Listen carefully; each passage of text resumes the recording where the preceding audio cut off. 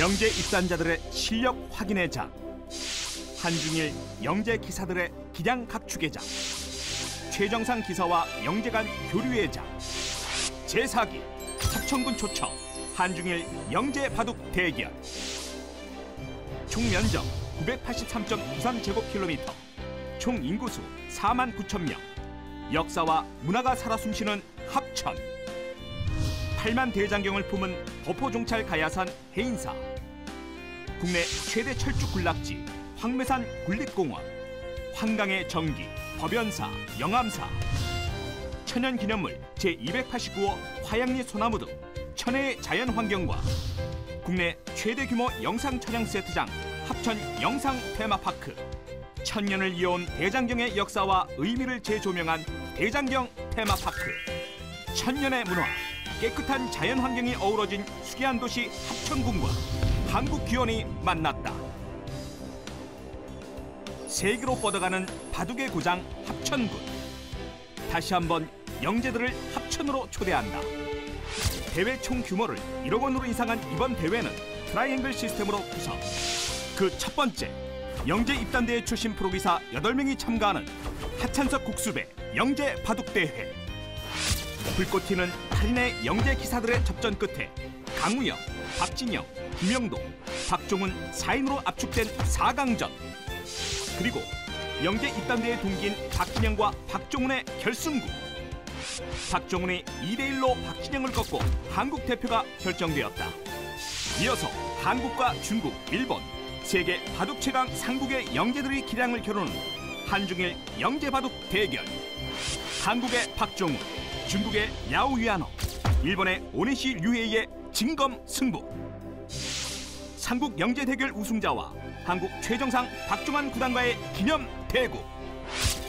한국을 넘어 세계 최고의 기사를 발굴해낼 한중일 영재 바둑 대결. 2016년 미래 세계 챔피언의 탄생을 기대해본다.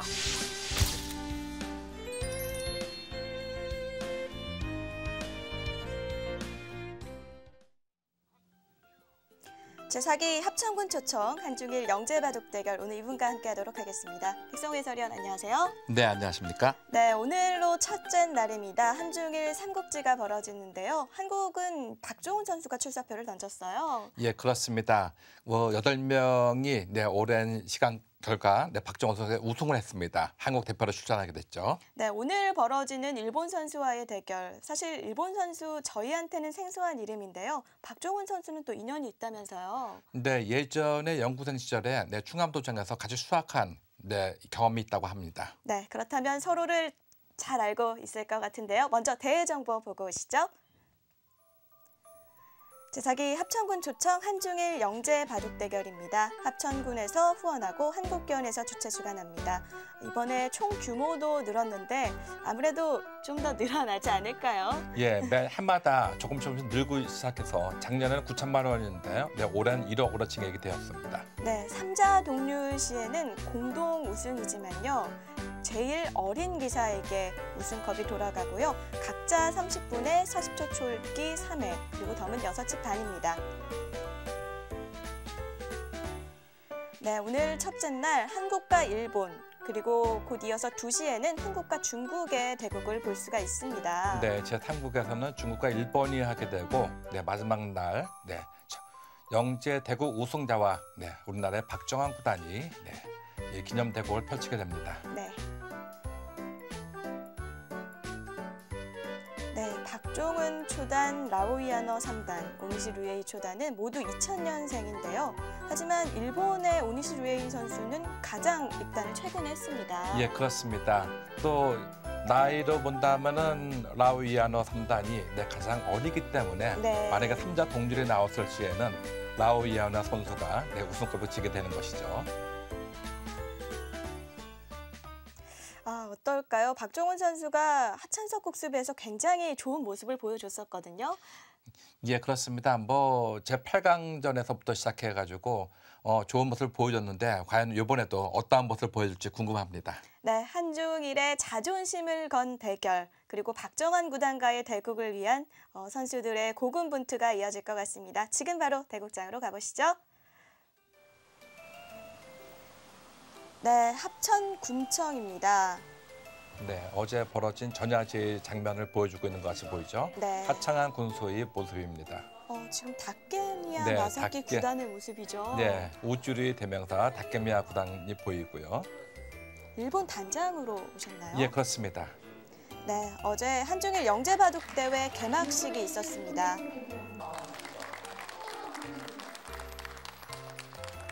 네, 합천 군수고요. 신민준 군도 네, 출전 이번에 갔네요. 저는 최근에 이세돌 구단과 이성 구단의 모습도 보입니다. 네.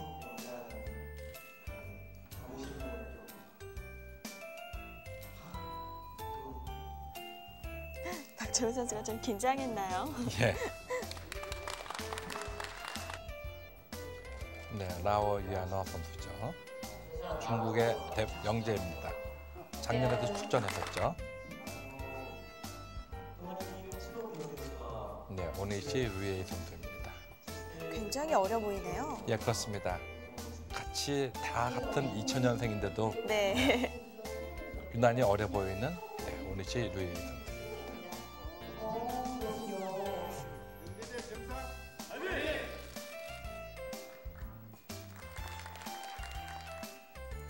네, 성황리에 개막식을 올린 한중일 영재바둑 대결입니다. 네, 이곳은 합천군 영상테마파크 안에 있는 청와대 세트장인데요. 예, 그렇습니다. 작년 10월에 국수전 도전 1국을 바로 역사했습니다. 청와대와 똑같은 모습이죠. 네, 그때도 바둑과 어울린다는 생각을 했었는데요. 네, 오늘 명예심판에 하창한 군수께서 수고해 주시겠습니다. 네, 박종훈 선수가 흑번으로 오늘 대국 시작하겠습니다.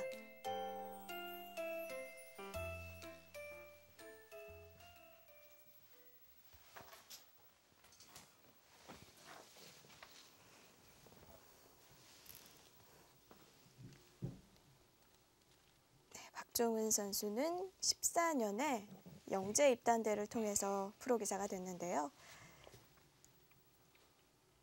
사실 어떻게 보면 빠른 시간 안에 타이틀을 획득한 거죠? 예, 그렇습니다. 네, 오니시 루이에이 선수. 네. 저는 오니시 루이에이 선수를 좀 생소하지만 박정원 선수의 말로는 예전에 연구생 시절에 같이 동문수학한 경험이 있다고 얘기를 했습니다. 그렇다면 서로 기풍도 어느 정도는 알고 있을 테고요. 네.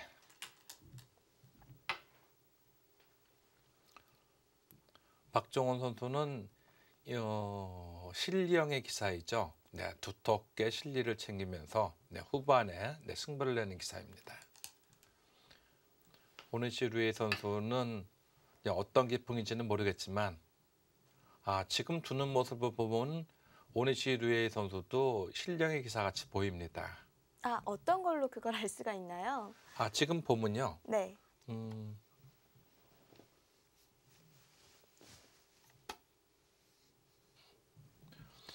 흑도 이 소목을 뒀었죠. 네, 근데 같이 소목을 뒀습니다. 만약에 백이 화점을 뒀다고 한다면은 이 기사는 아마 두텀을 중시하면서 세력을 위주로 한 바둑을 두는 기사일지 모릅니다. 근데 지금 이 3선에 소목을 뒀다는 얘기는 이 오니시 루이에이 선수도 실리를 상당히 선호하는 기사라고 볼 수가 있는 것이죠. 두 실리형의 기사가 만났다면 오늘은 좀 초반부터 집을 챙기는 바둑이 될 가능성이 높겠네요. 네. 저는 사실 이번에 일본 단장으로 온 기사가 다케미야 구단 아니겠습니까? 네. 다케미야 구단 하면은 한국 팬들의 입장에서도 아주 익히 잘 알고 있을 것입니다. 우주류의 대명사이죠. 네, 그래서 아마 우주류의 바둑을 두지 않을까도 생각을 했었는데 그건 그렇지 않았습니다. 사실 다케미야 마사키 구단이 우주류라는 걸 처음 창조해냈다고 할 수 있는데 뭐 천원도 서슴지 않았고요. 이 다케미야 구단 같은 경우는 사실 예전에는 거의 요즘도 그렇지만 예전에는 특히 더 이 실리를 선호하는 기사가 많았습니다. 그때 이 다케미야 마사키 구단이 이 중앙 쪽을 위주로 한 그런 바닥을 많이 두었거든요. 네. 처음에는 그런 새로운 길을 가는 기사에게 미친 행동이다. 뭐 이런 식으로 얘기했었어요. 네. 네. 그런데 그 기사가 성적을 내면서 네.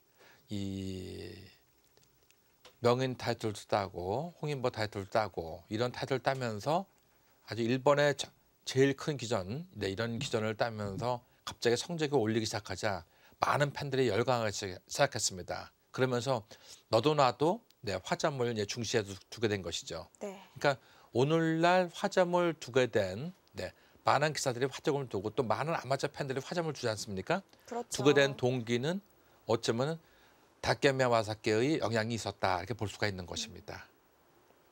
시조네요. 예, 그렇습니다. 그러니까 대체적으로 보면요, 사람들이 처음에 그 길을 가는 사람들은 되게 좀 이상한 행동이다 하고 얘기를 많이 합니다. 마치 옛날에 보면은 네, 지구는 둥글다 하는 얘기를 해서 네. 네, 이 많은 사람들에게 비난을 받았던 네, 그런 사람들처럼 처음에는 그런 얘기를 하게 됐는데 나중에는 그런 사람들이 이제 칭송을 받게 되는 것이죠. 오청환 구단의 신포석도 어떻게 보면 그럴 수 있을 것 같은데요. 예, 그렇습니다. 예전에는 소목이나 삼삼을 두는 쪽이 많이 있었는데 네, 오청환 구단이 나오면서 고목, 외목을 사용한 바둑을 많이 또 쓰게 된 것이죠. 네. 그 당시에 오청 구단이 신포석을 둘 당시에는 이제는 조치훈 구단의 스승인 기다니 미노루 선생이 있습니다. 그분과 함께 둘이서 네, 지역곡이라는 온천에서 새로운 신포덕을 창항했죠. 그래서 그 당시에는 뭐 흙으로 두게 되면은 뭐 열십자형을 두게 되고, 그러니까 가령 예를 든다면은 첫 수를 여기를 두게 됩니다. 1000원을요. 네, 그러면 이제 100이 여기를 둡니다. 그럼 갑자기 또 여기를 둡니다. 그럼 또 이쪽을 두게 됩니다. 또 1000원을 두게 됩니다. 네, 그러면 좀 이쪽을 두게 됩니다. 그래서 여기를 오게 되면은 또 이쪽을 두게 되고요. 그래서 이쪽을 두게 되면은 지금 이런 돈도 다 없습니다. 네. 뭐 이런 식으로 해서 열십자형을 뭐 이런 신포석을 두게 되었는데 뭐 이런 바둑을 두면서 새로운 신포석을 많이 구상을 했었습니다. 새로운 시도였군요. 예, 그렇습니다. 그러면서 오늘날에 새로운 바둑을 많이 두게 된 것이죠. 그러니까 중국식 포석이라든가 뭐 고바야시류의 포석 뭐 이런 포석들은 사실 현대 신포석을 개발한 그 시조라고도 볼 수가 있는 것이죠. 네, 박종훈 선수가 2칸으로 협공을 했는데요. 네, 2칸으로 협공할 때 거의 노타임으로 했거든요. 네.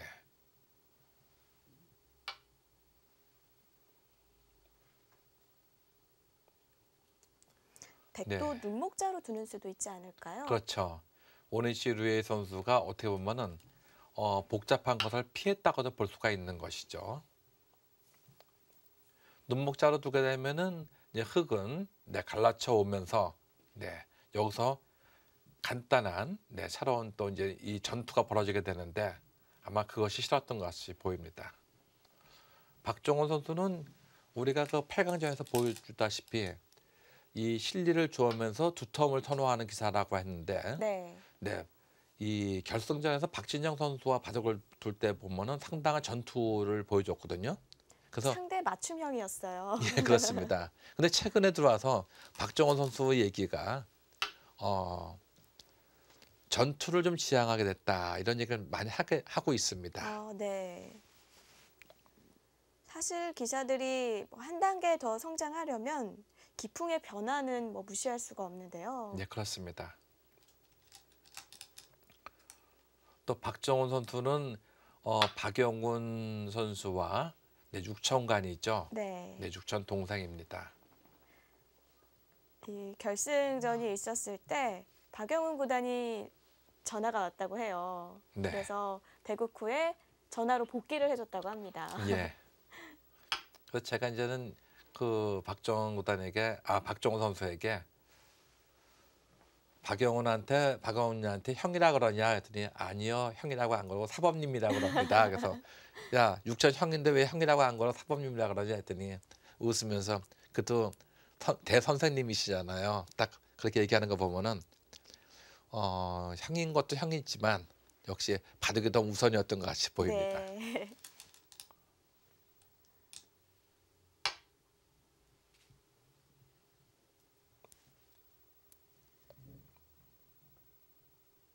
네, 지금 합천에서 벌어지고 있는 두 선수의 대국 모습입니다. 네, 오늘은 한철균 8단이 이 대회 심판으로 수고해 주시겠습니다. 흑도 지금 한 점을 나와야 할까요? 나와야겠죠. 네. 네. 지금 이쪽을 안 나오게 되면은 백이 이런 식으로 씌우게 되면은 이 한 점이 거의 잡히는 모습이거든요. 네. 그래서 일단은 이쪽으로 나오든지 아니면 한 발 더 나오든지 하는데 한 발 더 나오고는 약간 좀 어색합니다. 왜냐하면은 한 발 더 나온다는 얘기는 여기와 여기의 약점을 부각시키자는 거거든요. 네. 그렇다면 한감보다는 이게 정수입니다. 근데 지금은 이런 식으로 두게 되면은 여기를 찝고 나올 때 여기를 두는 것이 선수입니다. 아, 좀 효율적으로 지키네요. 네, 손을 빼게 되면 끼울 때 수가 없죠. 막자니 뚫리는 수가 있고요. 네, 그렇다고 이쪽을 두자니 이것은 뚫려서 이것은 안 되겠습니다. 그래서 지금은 두 칸으로 뛰기는 좀 만만치는 않아 보입니다. 일반적으로는 적당하겠네요. 네, 일반적으로는 되게 이수를 좀 보류를 하고 나중에 하는 것이 보통이거든요. 네, 근데 박정훈 초단이 이쪽을 둔 의도는 무엇인지 모르겠습니다.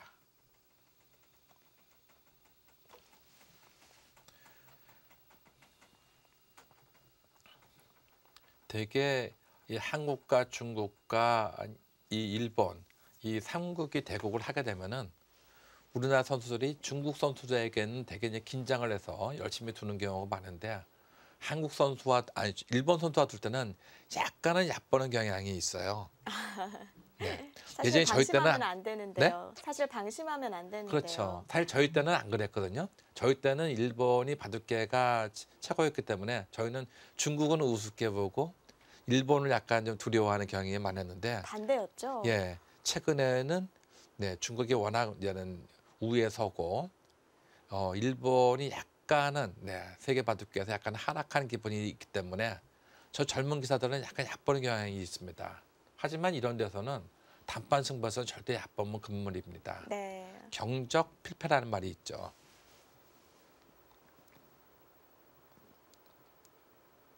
그리고 일본의 대표로 어떤 식으로 대표로 왔는지는 모르겠지만 일본의 대표로 왔다는 얘기는 그만큼 실력이 입증됐다는 얘기입니다. 그렇죠. 네. 어릴 때 동문 수학을 했다. 그리고 그 당시에는 내가 만만하게 봤다 하더라도 지금은 그러시면 안 됩니다. 여기서 이러시면 안 되죠. 네.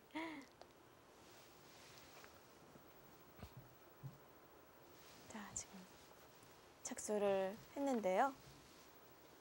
어디로 갔을까요? 손을 뺐습니다. 네.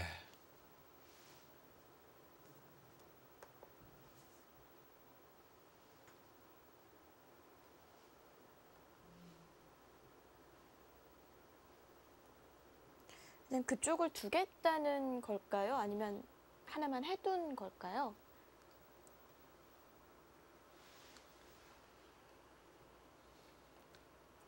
그냥 지금의 입장에서는요. 네. 그냥 한간으로 나오고는 좀 약간 섭섭하거든요.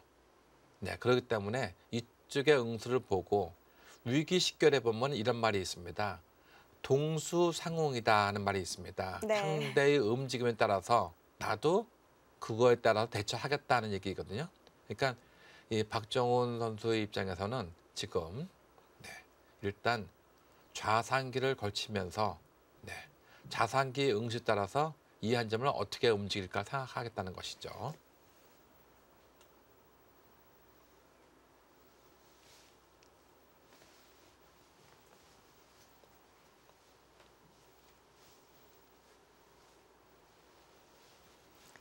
사실 이번 사기가 한국으로서도 굉장히 중요했습니다. 양신이 빠진 무대였는데요. 예, 그렇습니다. 아마 이번에 이 중국 대표로 나온 라오이아너 선수 같은 경우는 작년에 이 대회에 출전을 했었죠. 네. 그래서 우리나라의 이창호 구단과 대국을 해서 이긴 적이 있습니다. 그리고 신진서 3단에게 신진서 지금 5단 됐죠. 신진서 5단에게 패했죠. 네. 근데 신진서가 없는 세상에서는 내가 왕이다 하는 마음으로 이번에 아마 출전을 했을 것입니다. 네. 내가 반드시 우승하겠다는 생각을 갖고 있을 텐데 오늘 박정훈 선수가 사실은 대회에서 우승하면서 우승 소감을 얘기할 때 반드시 네, 한국 대표로서의 명예를 실추하지 않고 우승하겠다는 얘기를 했습니다. 네, 그러려면은 일단 첫 단추를 잘 깨야겠죠. 네. 이 대국이 그래도 첫 출발이기 때문에 중요해 보입니다. 그렇습니다. 일본의 바둑은 되게 거칠지 않고 행마가 매끄럽습니다. 아주 유연하죠. 조화로운 바둑을 두죠. 예, 그렇죠. 중국은 행마가 유연하기보다는 약간 거친 편이 좀 있습니다. 한국은 일본과 중국의 중간 사이입니다. 그러니까 어떻게 보면 양쪽을 다 흡수했다고도 볼 수 있겠지만 네. 잘 활용하면 가장 좋은 기풍이 될 것 같은데요. 예, 그렇습니다.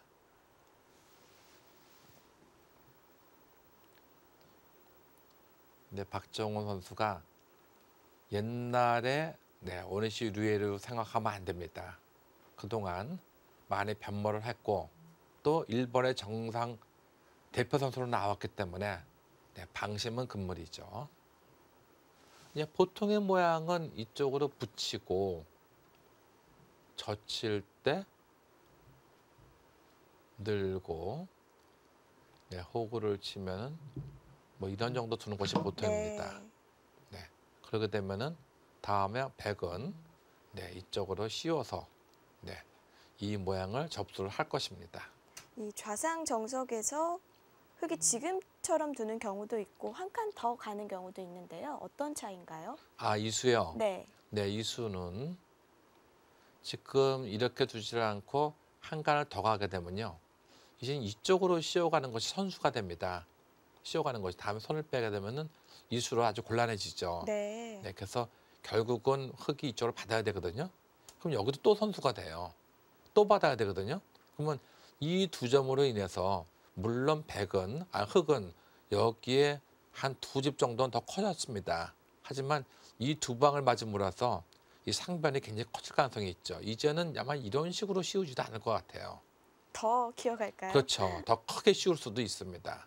어쨌든 이 한 점이 잡힘으로 인해서 상변이 더 커지기 때문에 이 교환을 안 당하려면은 아예 요소와 요소를 빼고 이런 정도 두게 되면은 이제는 이런 수는 선수가 안 됩니다.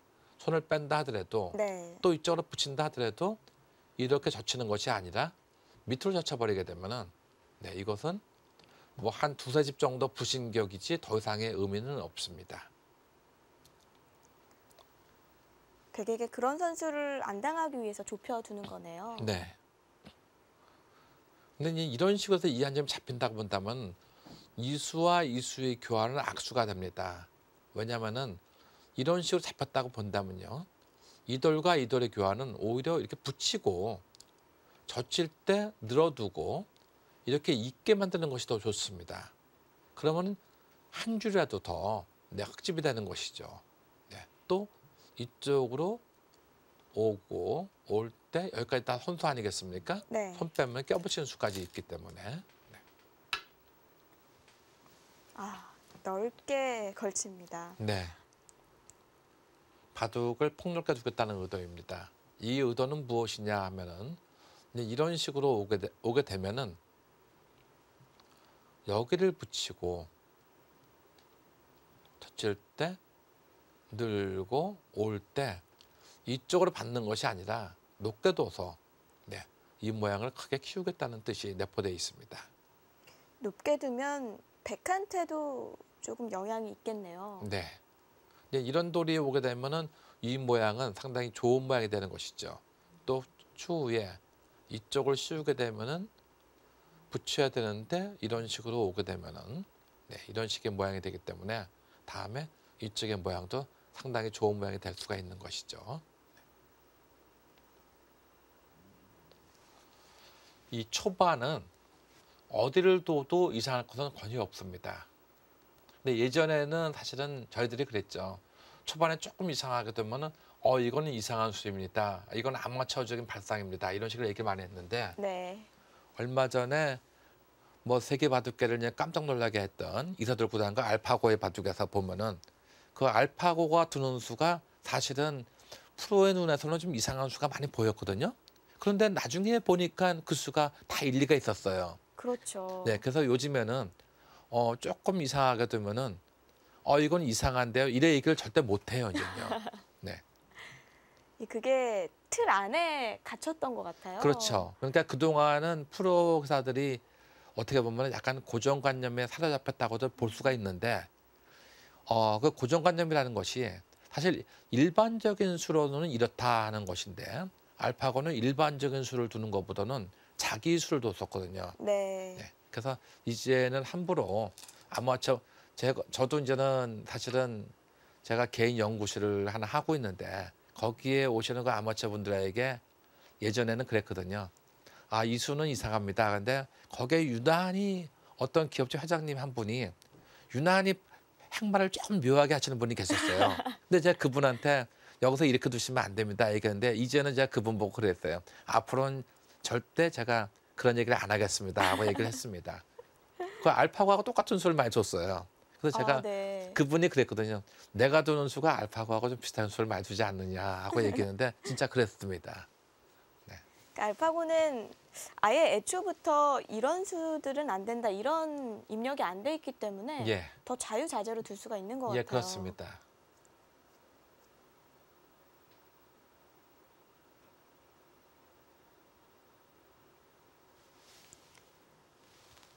네, 오니시 류에이 선수도 한 칸으로 견고하게 벌려두었고 네, 그것도 한 가지 모습이라고 볼 수가 있죠.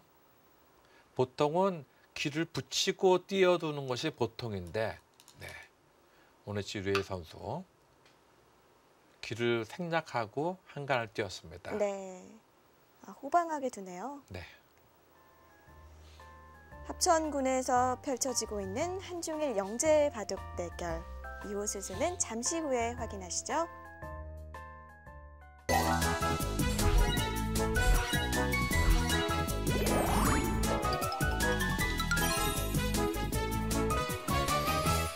우리 합천은 바둑과 참 많은 인연을 가지고 있습니다. 그 환경 속에서 우리 합천 출신 고 하찬석 국수가 걸출한 바둑인이 배출되었고 합천에서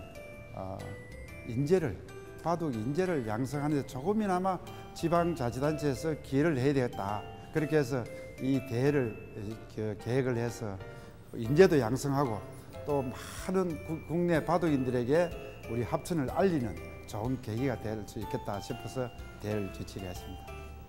사실은 이 보편적인 그냥 대회보다는 이색적인 그런 이벤트를 만들어서 바둑에 대한 관심을 좀 많이 가지도록 해보자 하는 그런 취지에서 한국, 중국, 일본 3개국의 영재와 우리 정상의 대결을 붙여서 바둑에 대한 발전, 우리 합천에서 좀 이렇게 바둑의 고장에서 기여해보자 하는 그런 차원에서 새로운 기획 프로그램을 기획을 하게 되었습니다.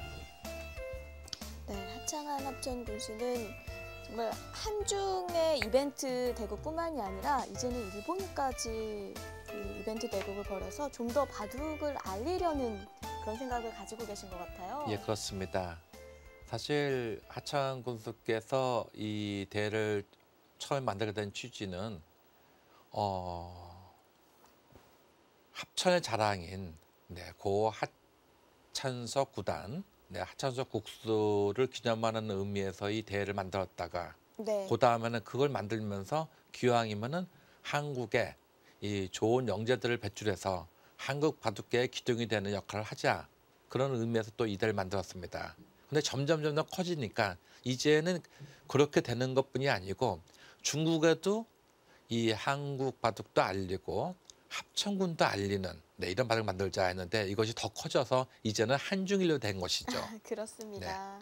그리고 하창은 군수는 사실은 좋은 또 인연이 있습니다. 바둑계와 무엇이냐면 하천석 국수와 같은 하시이기도 하지만 중학교 때 같은 한반 짝꿍이었습니다. 정말 인연이죠. 예, 그렇습니다. 하창원 군수께서도 바둑을 좋아하시고, 물론 지금은 뭐 이제 나라 일을 하느라고 바둑은 이제 소홀히 하고 있지만 언젠간 다시 바둑으로 돌아올 것이다 하는 얘기를 많이 했었습니다. 합천에는 군수뿐만이 아니라 여러 바둑을 좋아하는 분들이 계신데요. 예. 그래서 뭐 사실 이 대를 만들 때 그 산파 역할을 했던 전 합천군 협회장이었던 이 안동환 협회장이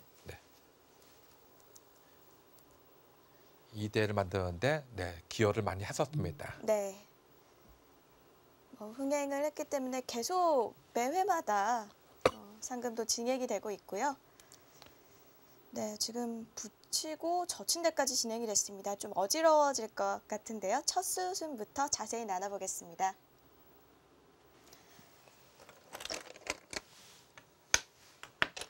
확실히 일본 선수의 기풍은 약간은 실리를 좀 좋아하는 것 같아요. 예, 그렇습니다.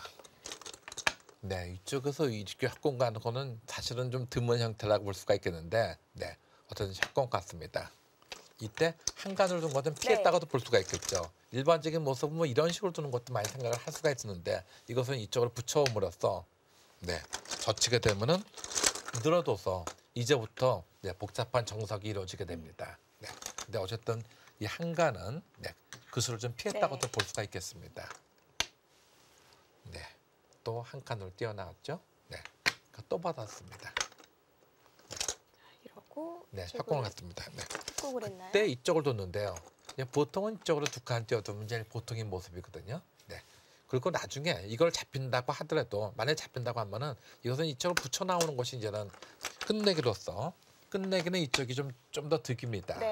근데 여기서 이걸 해두고 손 뺀 것은 조금 이색적이라 볼 수 있겠어요. 이제는 이쪽을 둔다 하더라도 다음에 이런 데가 선수로 안 됩니다. 그 이유는 여기를 짚고 이을 때 쌍립 든 수가 또 선수이기 때문에 이런 데가 선수가 안 되죠. 이 수가 선수가 안 된다고 하는 얘기는 여기까지 왔을 때 얼마든지 이게 갈라가지고 붙여서 끊을 수가 있어요. 그렇다고 해서 이런 식으로 오기는 약간 좀 쑥스러운 맛이 있거든요. 이것은 좀. 그래서 보통은 이걸 안 하고 가는 것이 보통인데 아마 박정환 선수는 박종호 선수는 이쪽을 좀 피하고 여기서부터 전단을 구하려는 의도인 것 같아요.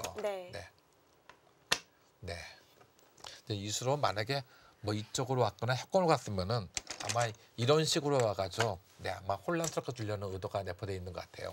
붙여오거나 이런 식으로 갈라오거나 이렇게 띄었거나 이런 쪽으로 생각했던 것 같아요. 아니면 또 이런 것도 생각할 수가 있죠. 이쪽으로 오는 것도 생각할 수가 있죠. 그래서 이쪽으로 오게 되면은 또 이쪽으로 오고 나서 한 칸을 띄어나오게 되면은 이런 식으로 붙이거나 아니면 이쪽으로 붙여서 이쪽은 가볍게 보고 중앙을 두텁게 하는 이런 모습도 생각할 수가 있습니다.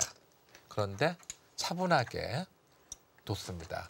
좋은 수라고 볼 수 있겠어요. 그리고 나서 보통은 이제 붙이고 두는 것이 보통인데 이쪽으로 왔습니다. 백도 지금 이렇게 두었는데 다른 수는 없었을까요? 다른 수를 둔다고 한다면은 이쪽으로 오는 것이 제일 보통인 모습인데 아마 이렇게 두게 되면 붙이고 했을 때 늘고 내려오면은 네, 이런 식으로 두는 것이 이제 보통이라고 볼 수 있겠습니다. 근데 아마 지금 이런 모양에서는 내려 빠지는 수보다는 호구가 보통이 아닌가 생각이 돼요. 그렇게요? 네, 왜냐하면은 이 손에 빠지게 되면은 빠져보시죠 한번요. 그때는 이쪽으로 쳐들어왔을 때 더 이상 저항하는 수가 없습니다. 이런 식으로 후퇴하자니 건너가는 것이 기분 좋고 끼우자니 네, 이것은 이쪽으로 건너붙이고 끊으면은 탄수를 치고요. 네, 이을 때 이쪽으로 끼웠을 때 다음에 응수가 없죠. 네. 뭐 막아야 할 텐데. 네, 맞게 되면은 뭐 이어두고 나서 뭐 어딘가를 둬야 되는데 단수 치고 뚫고 나오는 수가 있거든요. 네. 그러니까 이것은 기분이 안 좋습니다. 네.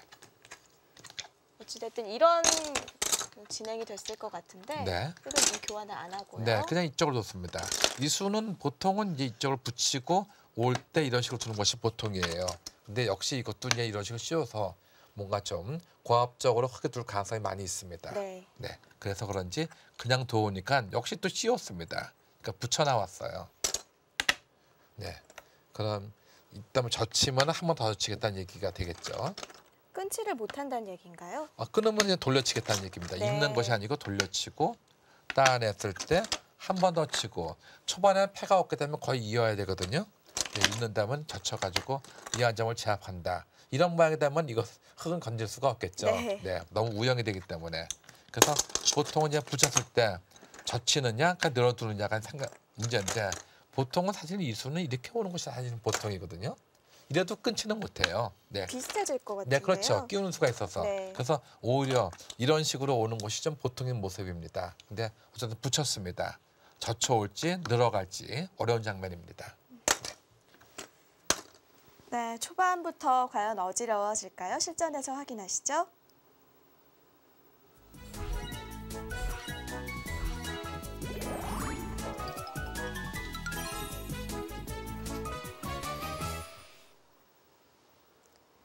네, 합천에서 벌어지고 있는 한중일 영재 바둑 대결. 서로 30분이 주어지기 때문에 어떻게 보면 속기 대국이라고 볼 수 있어요. 네, 그렇습니다.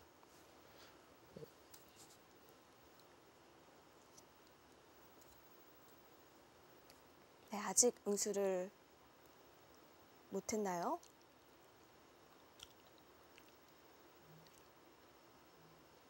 역시 네, 젖혀가네요. 젖혀오는 것이 일가입니다. 네, 여기까지는 알겠는데요. 이때 이제는 흙이 단수는 안 칠 거예요.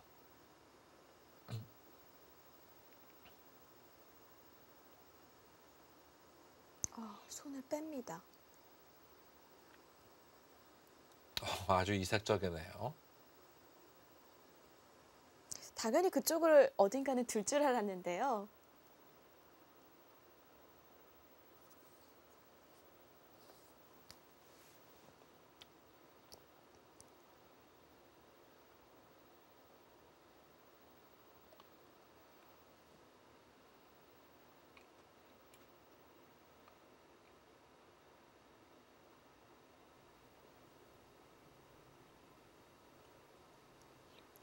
뭐 패를 하겠다는 얘기인가요? 이쪽으로 왔을 때 이렇게 나오는 수는 없거든요. 네, 이거는 이렇게 이어서 이건 안 됩니다. 그렇다면 따내는 수밖에 없을 여기서는 것 따내야 같은데. 되는데 이때 이걸 두게 되면은 아마 여기를 끊겠다는 얘기 같아요. 아, 팩감을 만든 거네요. 네, 올 때 이제 여기서 패를 하고 따냈을 때 네, 이 한 점을 따냈을 때 여기를 끊어서 네, 그러면 무조건 이건 따내야 됩니다. 그때 네, 이거를 잡겠다 하는 의도인 것 같은데요. 과연 이것이 득인지 손해인지는 어렵습니다. 뭐 양쪽이 다 뭐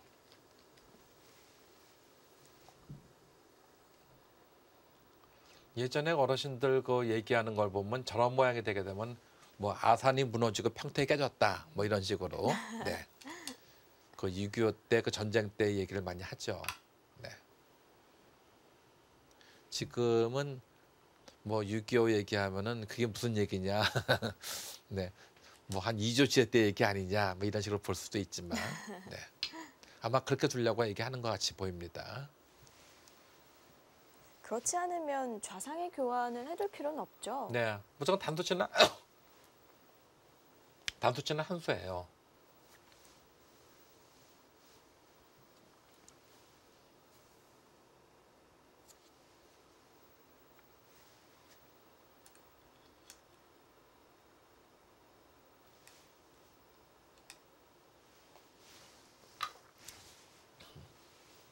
네, 이때 이제 팔을 당장 하겠다는 얘기가 아니고 이거를 끊겠다는 얘기 같아요.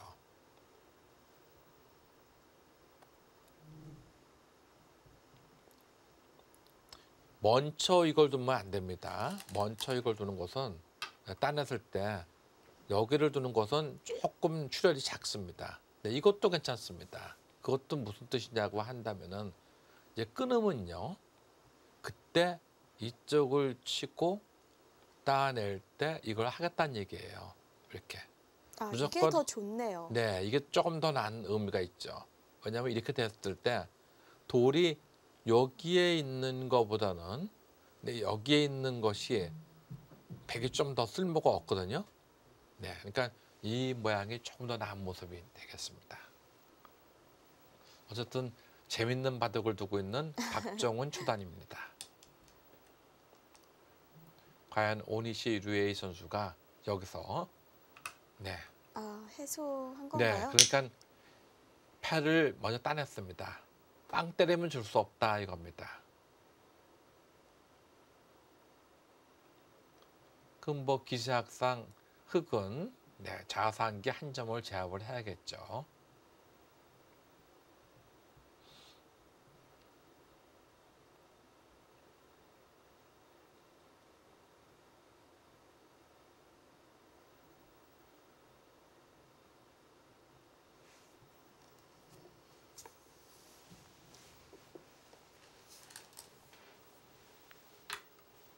네.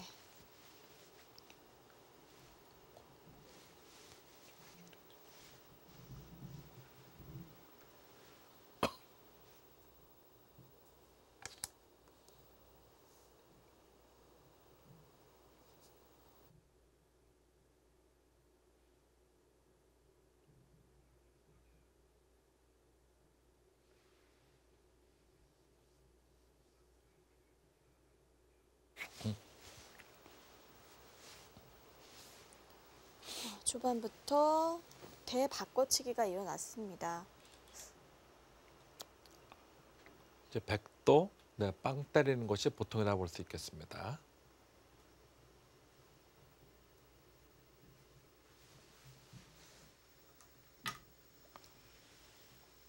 그쪽을 나와서 응수를 물어봤습니다.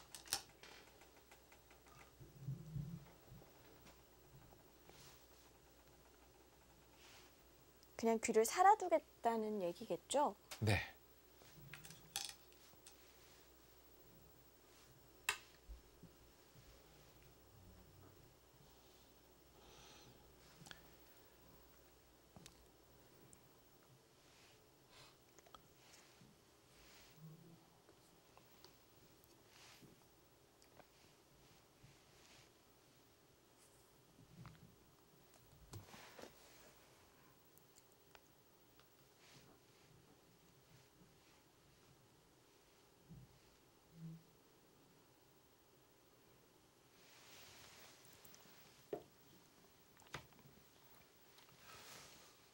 뭐 이렇게 되면 흑도 일단은 이 한 점을 제압을 해야 됩니다.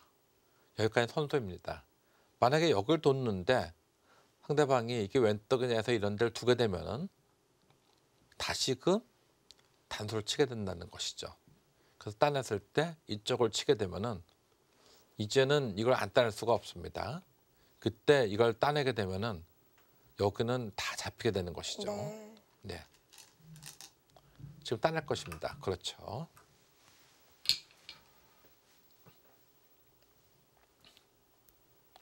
여기서 과연 어떻게 둘 것이냐. 지금 그냥 좌쪽 흑 한 점 제압해 둘 수 있을까요?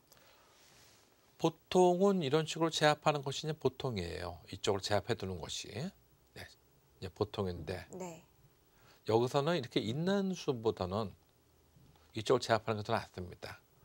이렇게 두는 것은 여기를 둘 때 일로 맡겨야 되는데 맡게 되면은 이런 식으로 이제 한칸 뛰어나오는 수가 되겠고요.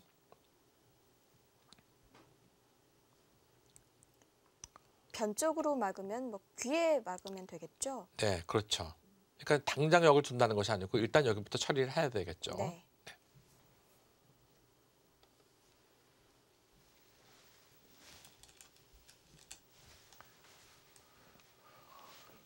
네. 네. 역시 그 자리를 가네요. 잡아두는 것이 보통이라 볼 수 있겠죠.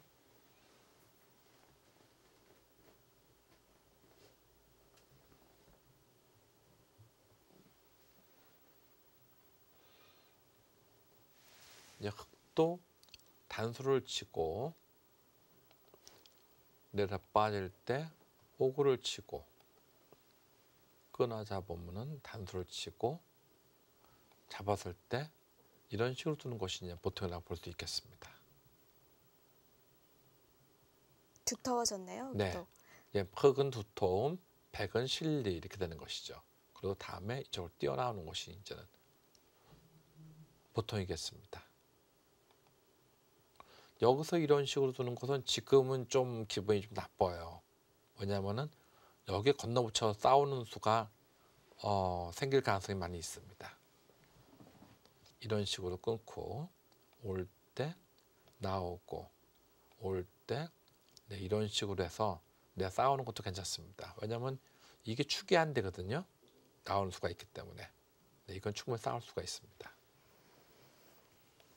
그러니까 부분적으로는 지금 같은 모습이 되면은 부분적으로는 흙이 당했는데 전체적으로는 네, 이 한 점이 네, 생활을 할 수 있기 때문에 충분한 모습이다 이렇게 볼 수가 있는 것이죠. 네. 네.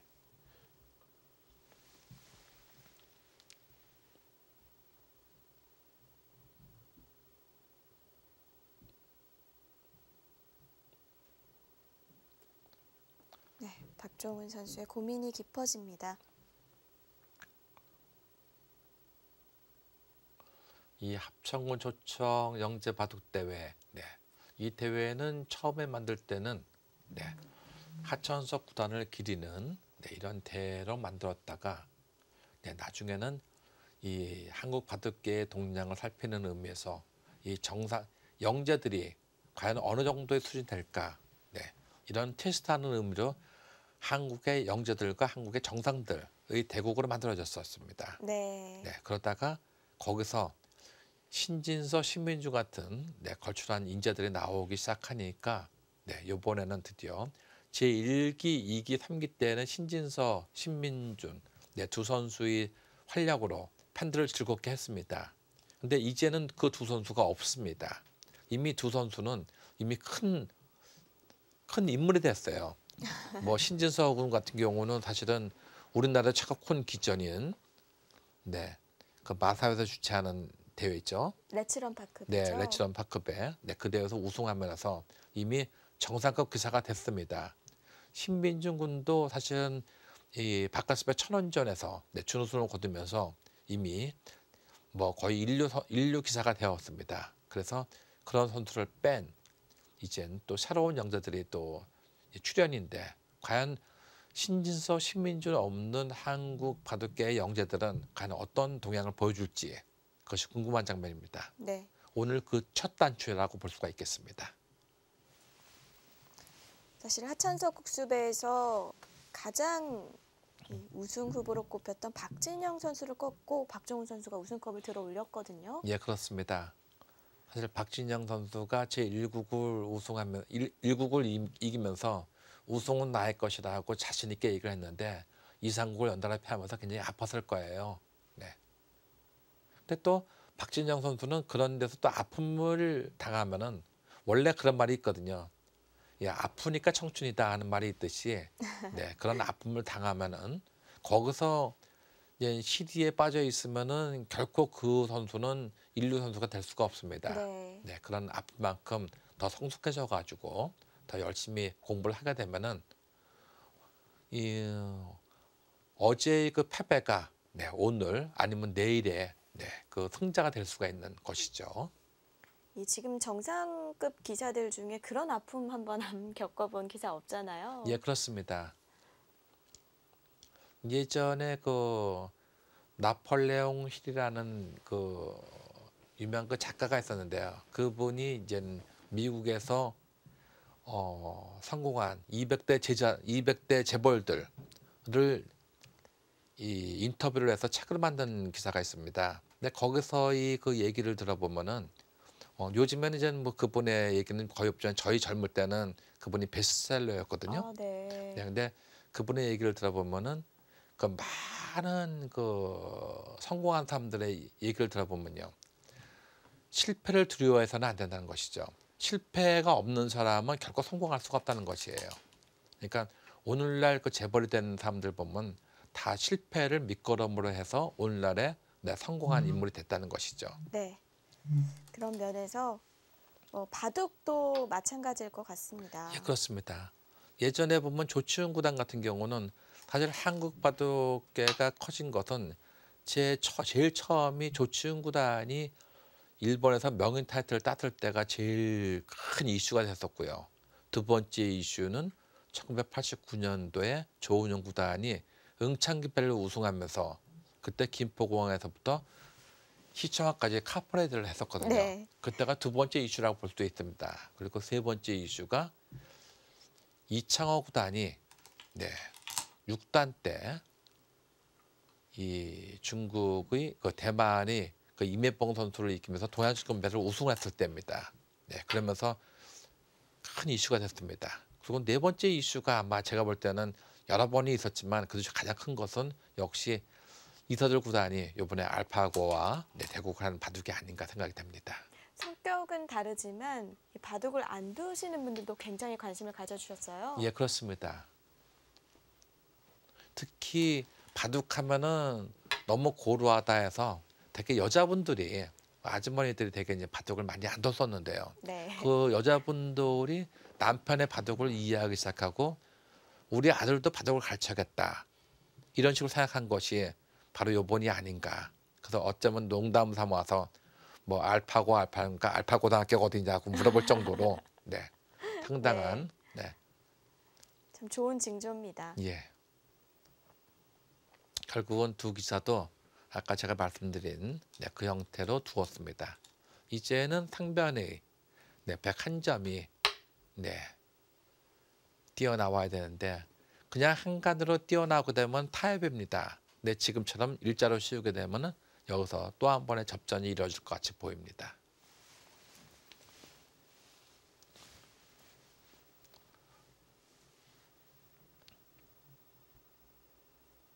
사실 일본 바둑계가 하향세를 타기 시작한 게 오래됐는데 다시금 신예들을 좀 발굴을 하는 추세예요. 네, 그렇습니다. 최근에는 얼마 전에 그 농심배에서도 농심 신라면배에서도 국가대항전이죠. 한국과 중국과 일본 이 세 국의 그 선수들이 출전을 했었는데요. 가장 나이 어리게 출전한 것이 일본이었거든요. 네. 그만큼 일본은 지금 어린 기사들 많이 배출을 하려고 노력을 하고 있습니다. 다시 한번 옛날에 영화를 되찾자 하는 얘기 있죠. 이치리키류 선수가 출전을 했었는데 이세돌 선수와 그래도 동등하게 계속 바둑을 맞춰갔었어요. 예, 그렇습니다. 지금 바둑은 사실은 거의 4,000년에서 5,000년 정도의 문화를 가지고 있습니다. 바둑은 일단 확실하게 정확한 것은 아니겠지만 일단 중국에서 시작해서 우리나라를 거쳐서 일본으로 건너갔습니다. 근데 현대 바둑을 일으킨 곳은 역시 뭐니 해도 일본이었습니다. 일본의 바둑 역사가 한 600년 정도 됐는데요. 그 당시에 일본 바둑은 막부 시절이라고 하죠. 이 장군 막부 시절, 그러니까 오다 노부나가, 도요토미 히데요시, 도쿠가와 이에야스 이 세 장군이 워낙 바둑을 좋아해서 바둑을 거의 프로화 제도를 만들었습니다. 그때 프로화 제도를 만들었던 것이 4가문을 만들었었거든요. 그때 본인방 가문, 이노우에 가문, 하야시 가문, 야스이 가문 이 네 가문을 만들었습니다. 그래서 그 녹을 주면서 바둑을 양성시켰죠. 네, 그것이 현대 바둑의 중흥이라고도 볼 수 있는데 그러면서 쭉 일어났다가 결국은 88년도에 응창기베라는 그 대회가 생기면서 일본이 세계 정상이 아니고 한국이 최고 정상이라는 것을 알리게 되는 계기가 됐습니다. 아, 그렇군요. 네. 그래서 그때 다음부터 우리가 한 15년 정도를 세계 바둑을 휩쓸었습니다. 네. 그러다가 중국은 일본어 하향세 들어오고 중국이 다시 우리도 바둑을 양성해야겠다 해서 나오기 시작한 것이 이제 중국 바둑의 부흥이거든요. 네. 그러면서 창하오 구단이나 물론 서유평 구단이 1세대라고 볼 수가 있겠지만 그다음에 창하오 구단 그 이후로는 구리 구단 이런 구단이 나오면서 최근에는 코제 구단이 또 나왔죠. 네. 이런 기사들이 나오면서 오히려 이제는 중국이 한국을 압박하는 시대가 되었습니다. 근데